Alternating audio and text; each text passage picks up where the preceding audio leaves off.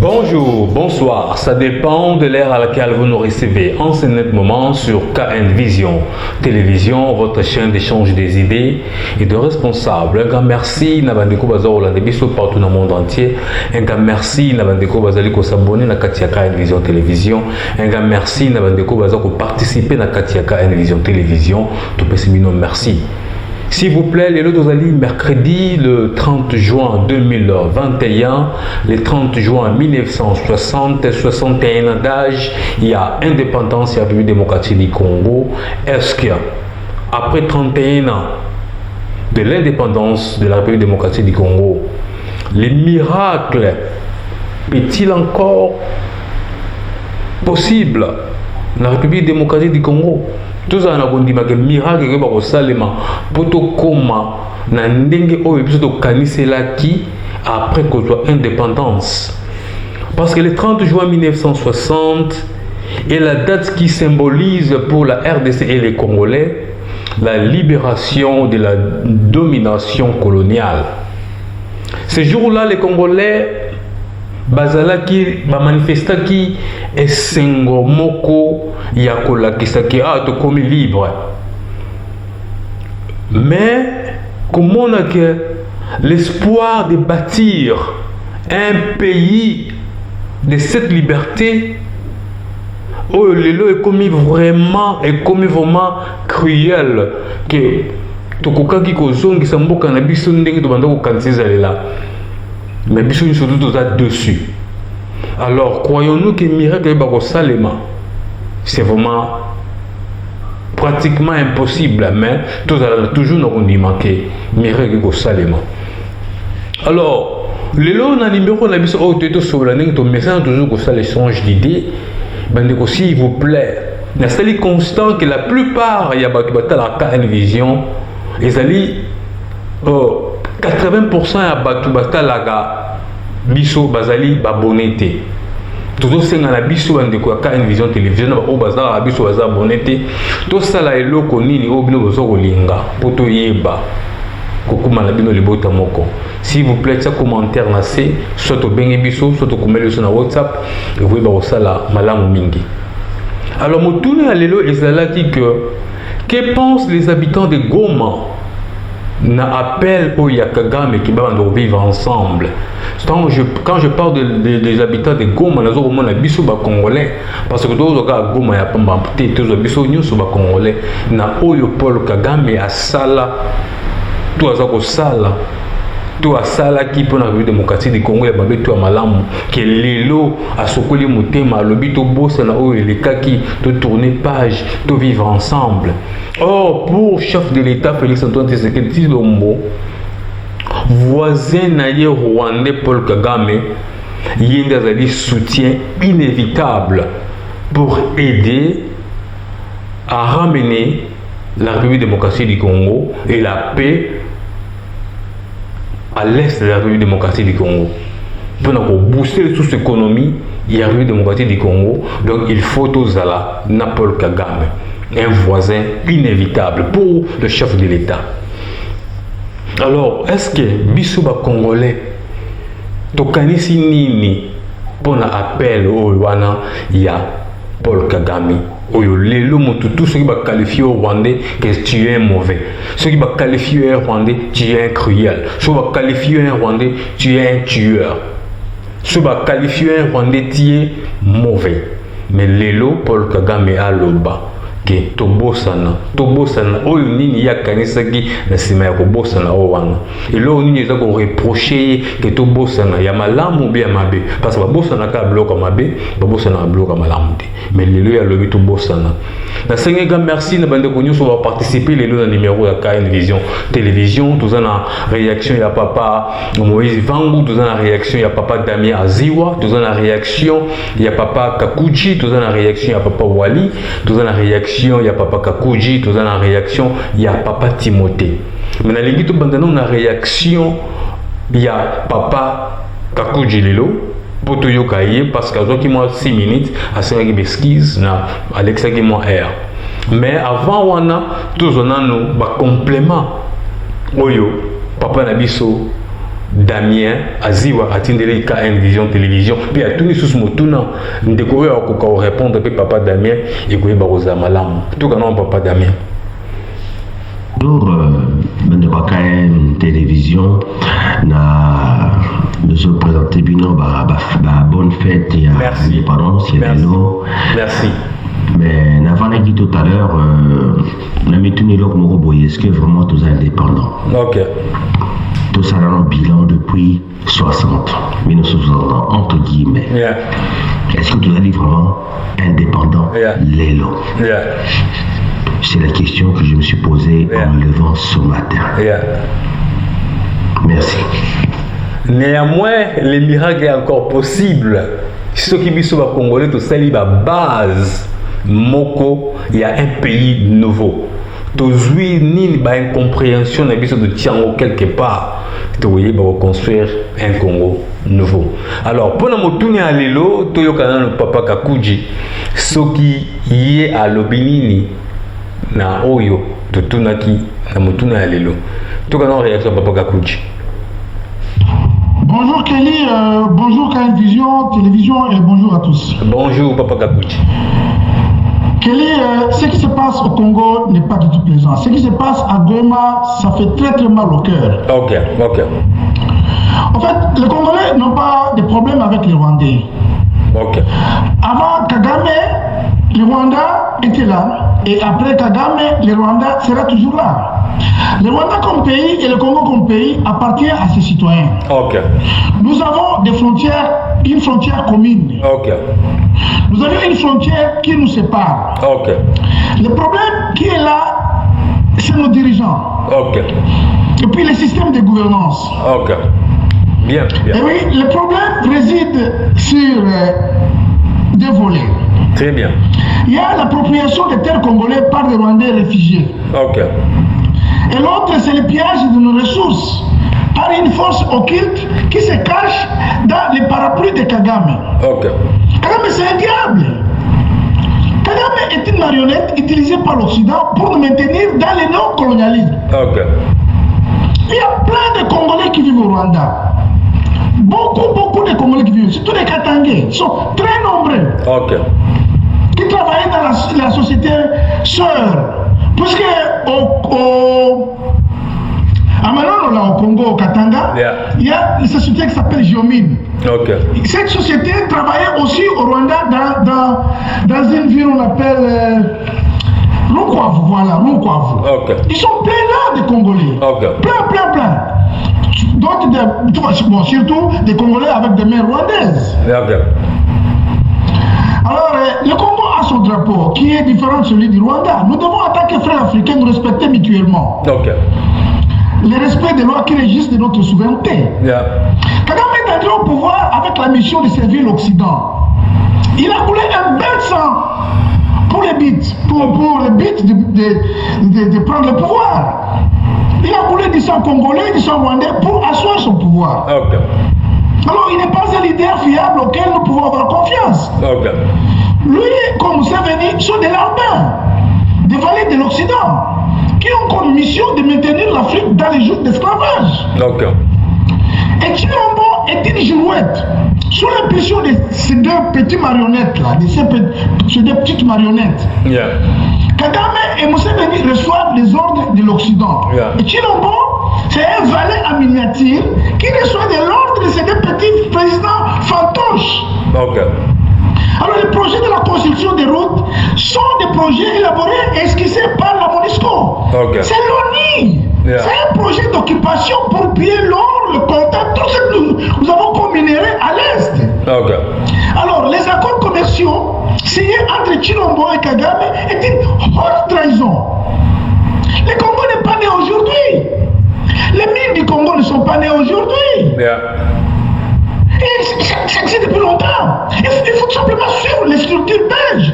Nous devons avoir nos comptoirs à nous-mêmes. Nous devons vendre nos minéraux par nous-mêmes. Okay. Ça ne doit pas passer par les autres. Yeah. Chilombo a trahi le Congo. Ok.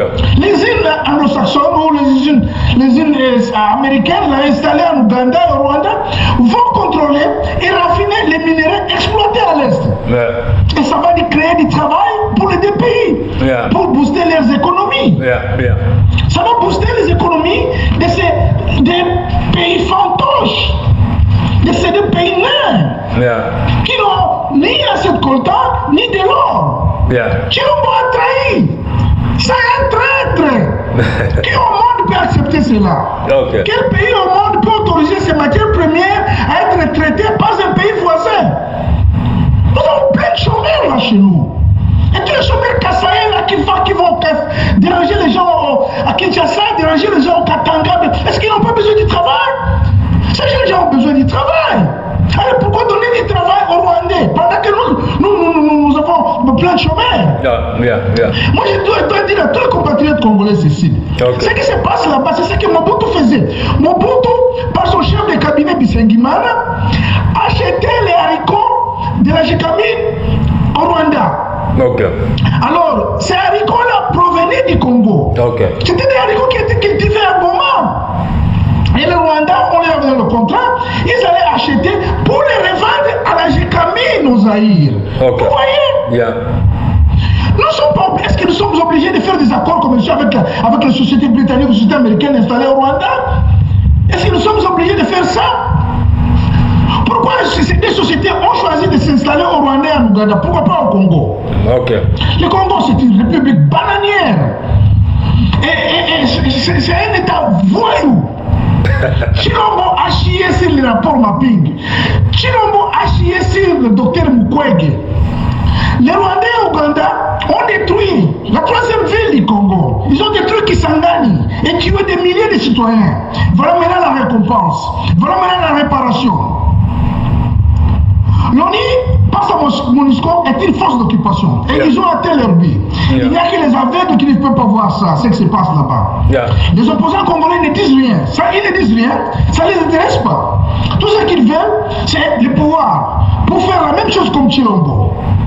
Tout le monde peut bien comprendre cette mise en scène de mettre Vital Kamerhe à l'écart pour sous les verrous. C'était de la magouille.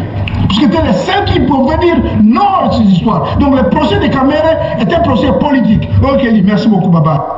Un grand merci, Papa Kakuji, pour comprendre l'émotion, pour comprendre vraiment, ça fait très mal parce que dans le dossier boyé, presque vraiment trop sceptique dans le bloc à boyer. Donc il faut tout comprendre. Tout qui réaction, il y a Papa Kakuji, tout ce qui réaction, il y a Papa Nabiso Damien Aziwa. Na Paris-France, ce qui a le baïni, il n'a pas lelo.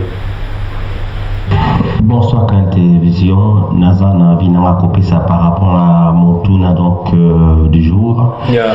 Naribi Boye. De toute façon, frontière la biso commune les alliés locaux là, tous alliés, les alliés net mariage forcé. Yeah. Lingate, Rwandais, Basali Wana ils existent. Le Yeah. biso ils ont droit à la vie aussi comme Yeah. nous. Yeah. Parce que la terre ne nous appartient pas. Très bien. Donc il faut quand même moi coexistence pacifique et zala. Très bien. Mais coexistence pacifique en gros, il faut ezala par règle de part et d'autre. Très bien. Il ne faut pas que on va permettre d'avoir groupes armés bazala ba résider qu'on n'est pas là-bas on va attaquer biso comme on va congolais et puis bazon barakuna. Très bien. Comme biso il ne faut pas que tout favoriser que bateau bazali par exemple contre le régime Kagame bayaka ko baya la terre na biso ko s'entraîner ko se préparer Yeah. et puis ko attaquer mboka na bango kuna. Très bien. Donc il faut que quand même que de part et d'autre bah, garantie et ça là. Oh, très bien.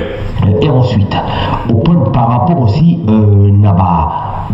les richesses, Yeah. l'abisso. Yeah. Ceux qui basent on a besoin par exemple exploiter coltan, etc. Minéraux, mais bah y a consomme bango, tout simplement.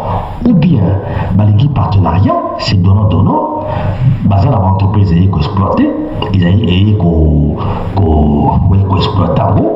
Donc, un partenariat gagnant-gagnant, dans un intérêt d'habitude, basé dans l'extraction, quoique on peut, moi, à mon avis, il faut que biso moko to ko déjà que ba usine oyo za na bango kuna o bango baza nango biso pe to za nango na boka na biso pourquoi to zi brut na biso ba on est ba kene ko exploiter etc. Non, ça n'a pas de sens. Tout okay. On a besoin plutôt de créer peu d'emploi dans boka na biso.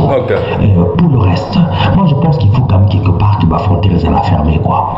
Aux hommes bien sûr tout ça contre monter mais quand même frontières à quand même hermétique. Aux hommes au niveau ya kuna au niveau ya mon na boka na biso bon tout la clé na identité na yo. Faut pas s'identifier. Très bien. Voilà, oui avant quand vous allez avant quand tu peux parler n'importe où. Il faut pas identifier ce qui est tout ça etc. On est équilibré je pense Massoro. Merci. Un grand merci Papa Damien Aziwa na Paris, un grand merci na participation na yo na numéro alelo. Dogi réaction il y a Papa Damien Aziwa na Paris, dogi réaction il y a Papa Kakuji, c'est presque idée presque ils ont aucune idée n'eng moko to parce que réaction il y a Papa Dona na Angola ce qui a lobby nini a lobby vraiment les lomingité on a évité pourquoi tout quand Papa Dona ce qui a lobby nini na motuna wa lelo. Bonjour Ndeko Kelly, bonjour Baladinho surtout yaka N Vision Télévision. Bonjour Papa. Ndeko Kelly, na motuna ya lelo en ce qui concerne peut-être ma déclaration oyo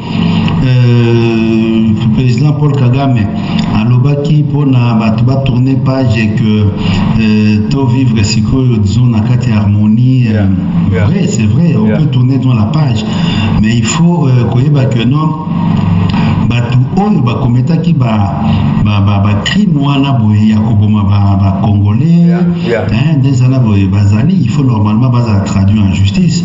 Donc on tourne la page mais disons impunité disons et il faut disons ici là il faut bazala traduire pour permettre que non ceux qui batumususu bazala ba intention wana boye ba que non justice na bango ils seront punis. Donc tourner kaka page kaka boyete c'est cause de action moko boye concrète oyo vraiment disons ils ont convaincre bateau yo bazaki lésé donc le peuple congolais. Donc moi je pense que nous sommes obligés disons de vivre ensemble mais il faut vraiment donc que acteur ya banana on a base à la punir quoi et puis sévèrement.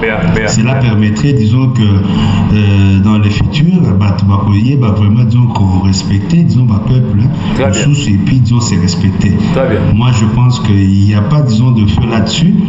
C'est une bonne initiative mais il faut vraiment disons mettre des garde-fous de sorte que cela ne puisse pas se répéter. Merci. Un grand merci Papa donnant la participation à yon numéro à l'élo ya ka une vidéo télévision tout solo là bandeko magazine nabino. Dogi réaction à Papa Kakuji, dogi réaction à Papa Damien Aziwa, dogi réaction ya Papa Dona. Bazal ba pays différents Angola, France, États-Unis mais boyoki ba combinaison ya ba réflexion c'est comme si ils ont aucun à peu près ndenge moko parce que congolais surtout partout azali azalelo na kati ya mutema na ye ayebi que lelo za jour na biso indépendance alors yango to baki to meka ça la journée où ya lelo bo ba olimbisa to leki 6 mois presque 4 jours 5 jours pardon de cette émission parce que na kati ya N Vision Télévision to ça la émission kati pour plaisir ya ko sala soki sujet za de to sala te mais soki bandeko baza otuna mituna yango de likaga poto salela bino. Alors to kasko réaction ya Papa Moïse Vango en Espagne, tu vois la réaction à Papa Wali et puis tu vois la réaction à Papa Timothée, ce qui est à l'Obini. Mais avant tu vois la réaction il y a Papa Moïse Vango en Espagne, comme ça tu vois la réaction il y a Papa Wali. Bonjour Bassalam Ebele. Bonjour. Saint-Esprit Adjabé. Besi mbote mingi ne bande kwa kan vision na banani na yango na de ko kan bon. Merci. Moïse Vango toujours d'Espagne, tout me repesa moi idée moké na ndenge motuni motuna. Concernant M. Kagame, bon, de toute façon, l'histoire nous est un peu brutale, mais si on a évité après 50 ans ou 100 ans, il y a vie. Arosana reconnu comme un ancien Hitler contre l'Est du Congo. Et ça, on a un livre concernant Kagame. Comparer à Hitler. Très bien. La forme de génocide a provoqué dans l'Est du Congo. Très bien. Non seulement ça, en 1994, M. Kagame a provoqué la chute de Biarmana. En plus, il a bombé ça, tout est belé dans la chute pour nous ça comme que ou tout le monde qui batouana pour le monde international et que la mawana. La forme, très bien. Le pouvoir. Très bien. Comme chef d'état-major. Oui, comme chef d'état-major ou comme président après coup d'état, il est responsable. Kagame a dit que mon abattu le roi Bazoba, mais quelque part, tout le baquet, comme Congo, Kamana, Rwanda, ou na Burundi, ou na Tanzanie, Baza condamné à vivre bien, oui. On a vivre bien. Très bien. Tobo Sanaté, Maroc, Algérie, ça fait 50 ans la bandit, la frontière, on a bloqué. La frontière, Algérie, na Maroc. Gaza, la frontière, on a bloqué. Bissou du matin, la montagne, on a Algérie. Histoire, 25 ans passé dans la Baza bloqué les 50 ans, la frontière en côté. Il y a un problème il y a Sahara, comme ça. Bon, bref. Bisous, on a des autres exemples, il y a Allemagne, la France, il y a le bazar bien. Mais l'histoire est passée quand le massacre, il y a la salle contre France, il y a un beau ça en côté. D'accord. Tant que je vais essayer de tourner la page, mais il y a un dossier dans ça. Très bien. Voilà, Allemagne, il faut foutre la bus, il faut foutre la France, mais pour moi, il y a des dégâts, dans Nuremberg, la justice, c'est ça, dans Nuremberg. Très bien. Tout ça,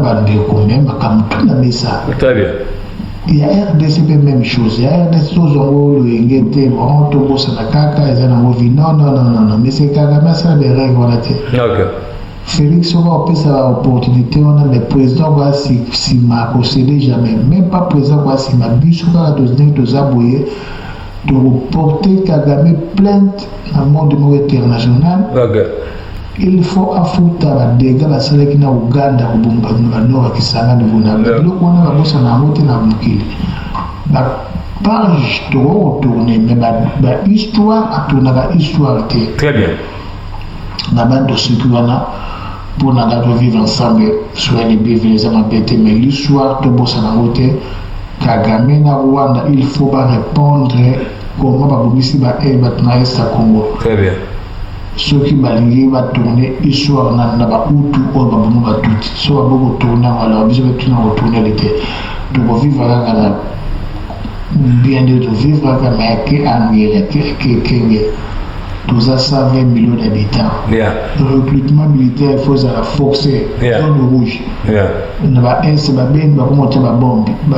Au besoin de tout ça, la stratégie. Quand on est militaire, on soit en civil, on va tout. Très bien. Étranger, on va monter le étranger, à suspect, balandier. La voiture ou la macolo, balandier. Si vous avez tout ça, qui va déposer balandier. Très bien. Tout ça dans la vigilance. Très bien. Donc, tout ça la vigilance. Okay. Donc, la stratégie, il faut y belé. Peut-être tout ça va te belé. Mais effectivement, il y a qui ont la course qui n'a pas dans l'Est, il y a un militaire, sur les 5 000, sur les 3 000 personnes. Alors, tu as recruté sur les 3 000, il y a vraiment qui nous vend dans l'Est. Très bien. Zone rouge. Tu sais que les Félix Ouélé, cause de la présidente, il y aura tout le temps pour le Moutoumoué. Qui présente la passe. Un grand merci, Papa Moïse va en Espagne, la participation na yo na numéro ya lelo. Donc à réaction il y a Papa Wali na Kinshasa, ce qui a le Benini na Motuna Walelo, donc à réaction à Papa Wali. Et puis tout à réaction il y a Papa Timothée na Suède, ce qui a le Benini. Bonjour Can Vision Télévision ainsi que les bornes de Fastland, mon c'est Walingoma Kinshasa. Dans mon tourna Oyutuko, tuna biso to etunami pona bosanga na biso na ba Rwandais qui pensent ba matracien et nous les Quinois. Vraiment ceux qui biso na ki otoza à des milliers de kilomètres de Goma, to sepela kanon na ba Rwandais te pona ba benyon so basala na mboka oyo. Alors le loka katosa la table rase du passé to comme na bango ba famille to ba coopérer na votre vivre ensemble. Et c'est difficile pour nanga d'abord na ko sepela na na ngote puis na ko permettre à monter plus ko tunique nous tourner na ba kino nyonso on ba ko ba oui tous à elongo en tout cas na limite à 0,9% ba rozalate. Et bon siko bato ya Goma o ba mo ba vivre ba génocide ya lolenge na lolenge ya peuple wana. Est-ce que ba ko tolérer to ba ko permettre yango pe azana kilo ya kolobake to ça la table rase du passé pe to ba ko vivre elongo biso to yebi ke ça ba dash o elobake muto asale mabele lo lobi pe akosala okamabe yango esengeli ko vivre na ekenge bango na ngambo biso na ngambo oui ba relation ko kata na ngambo ko kene pe ko zonga ko kozala mais vraiment c'est important que to va vivre na bango to effacer ba passe nyonso. Est-ce que ils vont devoir ya kozongisa biso ba ndeko na biso ba kufa ba mbongo ba bloko na biso ya mboka o bazoba bien na biso ya mboka ba o ba lelo komisi Kagame lokola premier président africain na mbongo koleka ezali à partir ya ba biloko ya sous-sol na biso ya mboka na biso et nyonso na akozongisa na biso yango po biso tozana lelo to koma molamu peut-être comme ko banga par rapport à makambo ko salema ya ma décision prise par le chef de l'État ndenge ba militaire na biso bazwi yango au sérieux ya makombo ko banga peut-être mais na ngai penza na moni baza bato to ko vivre na bango elongo te tozalaka lolenge tozalaka. Vraiment merci mon mokene na participer yango wana. Un grand merci Papa Wali na participation na yo na numéro ya lelo. Un grand merci na bandeko nyonso surtout au baza ko participer na kati ya magazine ya KN Vision Télévision tout solo là bandeko toka réaction ya suka ya papa na biso Timothée na Suède soki yé a lobinini na motuna wa lelo parce que koyoka ba réaction ya batu c'est comme si mutu na mutu aza ko pesa oyo bien aza ko kansela toka réaction ya Papa Timothée. Bonjour, bonsoir Kelly. Bonjour Papa. Bonjour. Balandinion sur la KN Vision Télévision. Vraiment, Kelly na mutuna oyo tunami ponanga na lobara mingi na kenda mingi kati na Bible. Ok. Na kenda mingi kati na Bible. Très bien. Parce que Nzambe akelaki mokili azaki na bato azako utiliser. Ok. Azaki na bato azako utiliser. A utiliser Abraham. A utiliser Lot. Ok. A utiliser bato nyonso wana ba Moïse, ba Paul. Donc a utiliser bato ebele. Très bien. Eza na moment moko pasi il faut ezala pour tout le monde a boulanger. Très bien. Dans le moment moko, il faut maladie ezala pour guérison ezala. Très bien. Dans le moment moko, il faut guerre ezala pour victoire ezala. Dans le moment moko, il faut nzambatina moto oyo a retraité na ye a kozala na ye. Très bien. Félix azaka adorateur ya Nzambe. Aza président établi par Nzambe. Très bien. Bolinga te. Isa ye mutu aza président. Ok. Que ça soit problème yango eza ya ndenge nini. Epa Nzambe oyo biso tomonaka minene Nzambe amonaka yango moke. Oyo biso tomonaka moke epa Nzambe ezalaka monene. Très bien. Alors yango na Kelly na repose exemple moko. France na Allemagne bandongwana bapotana baboma bato. Très bien. Mais lelo Allemagne na France relation eza ya ndenge nini. parce que tu as un exemple très bien. Amérique na Poutine bapotani bandongani lelo bangana bakomi kokutana bakomi kosolola. Alors à combien plus fort que Félix a eu kosolola jamais na Kaga. Voilà, bandeko ya KN Vision Télévision, wana papa Timothée a suki place wana c'est 6 minutes na esilaki a suki li place wana boyoki raisonnement il y a réflexion pardon il y a papa Timothée boyoki réflexion il y a papa Moïse Vango et ça lui était coïncidé en tout cas la remercie mino mingi vraiment. Voilà bandeko ya KN Vision Télévision. Lelo Tolikaki Totuna Motuna, que pensent les habitants de Goma de l'appel de Kagame à vivre ensemble? Quand je parle des habitants de Goma, je parle de nous Congolais. Alors Toyoki ba réflexion ya batu, ndenge ba pesi bandeko il y a Espagne, il y a États-Unis, il y a Suède, il y a France, il y a Kinshasa, il y a Angola, to pesi bino merci. Botika la malamu to kutana prochainement na numéro msusu. Bye bye.